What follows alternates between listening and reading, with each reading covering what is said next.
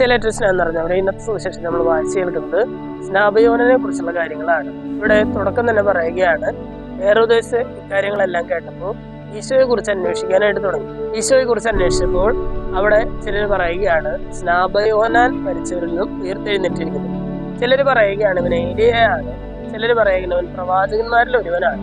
ഈ വചനങ്ങളൊക്കെ കേൾക്കുമ്പോൾ നമുക്ക് മറ്റൊരു സുവിശേഷ ഭാഗം ഓർമ്മ വരും. കേസറിയ ഫിലിപ്പിയിൽ വെച്ചിട്ട് ഈശോ ശിഷ്യന്മാരോട് ചോദിക്കുന്ന ഒരു ചോദ്യമുണ്ട്, ഞാൻ ആരാണെന്നാണ് ജനങ്ങൾ പറയുന്നത്, അല്ലെ? അപ്പോ ഈ ശിഷ്യന്മാർ പറയുന്ന ഉത്തരങ്ങള് ഇത് തന്നെയാണ്. ചിലര് സ്നാപയോനൻ എന്ന് പറയുന്നു, ചിലര് ഏലിയ എന്ന് പറയുന്നു, ചിലര് ജെറമിയ അല്ലെങ്കിൽ പ്രവാചകന്മാരിൽ ഒരുവൻ എന്ന് പറയുന്നു.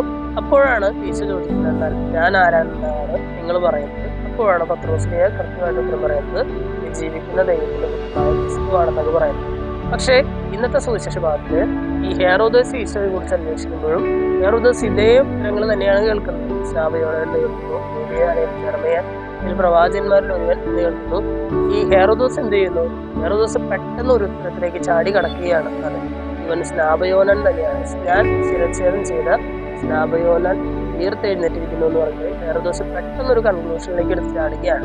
സ്നേഹമുള്ളവർ, ഇന്നത്തെ സുവിശേഷം നമ്മളെ പഠിപ്പിക്കുന്ന പല പാഠങ്ങളിലെ ഏറ്റവും സിമ്പിൾ ആയിട്ടുള്ളൊരു പാഠം ഇതാണ്. ദൈവത്തെക്കുറിച്ച് ശരിയായിട്ട് അറിയാനായിട്ട് ഞാൻ ശ്രമിക്കണമെന്നുള്ളതാണ്. ചുറ്റുമുള്ളവര് എന്തു പറഞ്ഞാലും അതിൽ നിന്നും പെട്ടെന്നൊരു കൺക്ലൂഷനിലേക്ക് എടുക്കുക കാണാതെ ഞാൻ കൂടുതലായിട്ട് ദൈവത്തെക്കുറിച്ച് അന്വേഷിക്കുകയും എൻ്റെ ജീവിതാനുഭവത്തിലൂടെ അതിനെ ശരിയായിട്ടുള്ള ഉത്തരം കണ്ടെത്തുകയും ചെയ്യണമെന്ന് സുവിശേഷം നമ്മൾ ഓർമ്മിക്കുകയാണ്. ഇന്നത്തെ സുവിശേഷ ഭാഗം വായിച്ചു കഴിയുമ്പോൾ ദൈവത്തെക്കുറിച്ച് കൂടുതൽ അറിയുവാനും അങ്ങനെ അറിഞ്ഞ ദൈവത്തെ സ്നേഹിക്കുവാനുള്ള ഒരു കൃപയ്ക്കായിട്ട് നമുക്ക് പ്രാർത്ഥിക്കാം. ദൈവം നമ്മെല്ലാവരെയും സമൃദ്ധമായി